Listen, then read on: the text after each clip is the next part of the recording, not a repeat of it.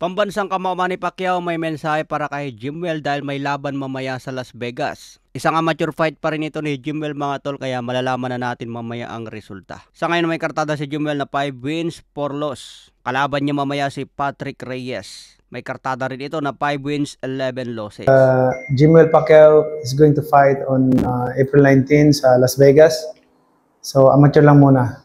Sa iba pang balita, Junto Nakatani nakatakdang lumaban ulit ngayong June 8. Isang unification fight kontra Ryosuke Nishida. Ito ang may hawak ngayon sa IBF Bantamweight belt. Kaya unification ito ng IBF and WBC belt. Parehas Japanese ang mag-unification at suportado ito ng mga Japanese. Sa ngayon may kartada si Nishida na 10 wins, 2 KOs, wala pang talo. Edad 28 pa lang itong mga tol at konti pang laban sa professional. Pero ganyan naman talaga yung mga Japanese. Kahit konti ang laban sa professional, batak na yan sa amateur. Sa Japan, magandang unification fight dahil may pera doon ng boxing. Dito kasi sa atin, kulang sa suporta at konti lang ang sponsor sa boxing. Katulad sa minimum weight division. Champion natin dyan si Pedro Taduran at si Melvin Jerusalem. Pwede sana yan mag-unification fight. Pero kung gaganapin sa Pilipinas ang unification fight mga tol, malit lang din siguro ang kikitain. Hindi katulad sa Japan, malaki ang bayad sa mga boxer. Lalo na kung champion mga tol. Kaya suportado ng mga Japanese ang unification fight. Kahit kapwa Japanese pa ang magpatayan sa loob ng ring. Kaya madalas mga tol, mga Pinoy boxers natin dumadayo sa Japan. Dahil malaki ang bigayan. Sa iba pang balita, Conor Benn pinangako na i-wipe out si Chris Eubank Jr. Mangyayari na po ang laban ngayong April 26. Maraming nagsasabi na hindi kaya ni Conor Benn i-knockout itong si Chris Eubank Jr. dahil sa middleweight division ang laban. Mas sanay raw si Chris Eubank Jr. sa 160 pounds kumpara dito kay Conor Benn. Pero ayon sa odds, mas liyamado si Conor Benn pag knockout. Mas pinapaboran ng odds na manalo si Conor Benn by knockout. Pero posible din manalo dyan si Chris Eubank Jr. by decision. Kaya kailangan ni Conor Benn dito malinis ang panalo sa decision o isang knockout. Kaya abangan po natin ito April 26. Sa iba pang balita, Ryan Garcia puspusan ng training kasama si Derrick James. Kondisyon na ngayon si Ryan Garcia at nakahanda na patulugin si Rolly Romero. Magandang salpukan ito ngayong May 2. Ilang linggo na lang mga tol, bakbakan na. Okay mga tol, hanggang sa muling update.